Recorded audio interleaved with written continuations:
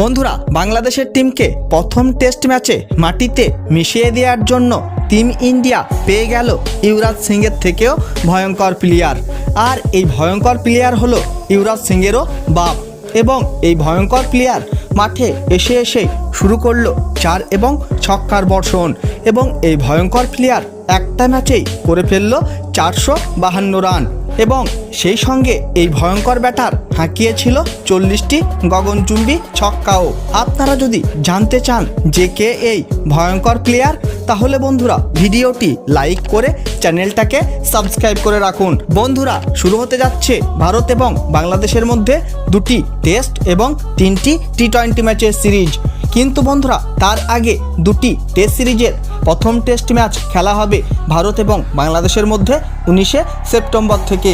আর এই ম্যাচ শুরু হয়ে যাবে ভারতীয় সময় সকাল 9:30 চেন্নাইয়ের মাঠে। এবং এই ম্যাচ শুরু হওয়ার ঠিক আগে টিম ইন্ডিয়া পেয়ে গেল যুবরাজ সিংয়ের থেকেও ভয়ঙ্কর প্লেয়ার। এবং অন্যদিকে এই প্লেয়ার তামিলনাড়ু প্রিমিয়ার লিগে ভয়ঙ্কর ব্যাটিং করে ফেললো। হ্যাঁ বন্ধুরা, আমি কথা বলছি সঞ্জয় যাদবের। সঞ্জয় যাদব তামিলনাড়ু প্রিমিয়ার লিগে নেল্লাই রয়্যালসের হয়ে খেলে শেষ 9টি ইনিংসে করে ফেলেছে 452 রান, 90.40 এভারেজে। এছাড়াও সঞ্জয় যাদব করেছিল 5টি অর্ধশত রান এবং সেই সঙ্গে করে ফেলেছিল একটা সেঞ্চুরিও। এবং মাত্র 55 বলেই খেলে ফেলেছিল 103 রানের তাবড়তোড় ইনিংস।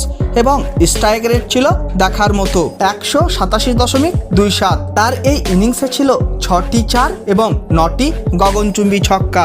বন্ধুরা, যদি 6টি 4 এবং 9টি ছক্কাকে টোটাল করা হয়, তাহলে সঞ্জয় যাদব খেলে ফেলল 15 বলে 78 রানের ইনিংস। বন্ধুরা, সঞ্জয় যাদব কি পারবে যুবরাজ সিংয়ের থেকেও ভয়ঙ্কর ব্যাটার হয়ে উঠতে? এবং সঞ্জয় যাদবকে কি ভারতীয় দলে সুযোগ দেওয়া উচিত কি উচিত নয়? অবশ্যই কমেন্ট করে জানিয়ে দেবেন আপনাদের মতামত। বন্ধুরা, ভিডিওটি শেষ পর্যন্ত দেখার জন্য ধন্যবাদ জানাই। তাহলে দেখা হবে নেক্সট কোনো ভিডিওতে।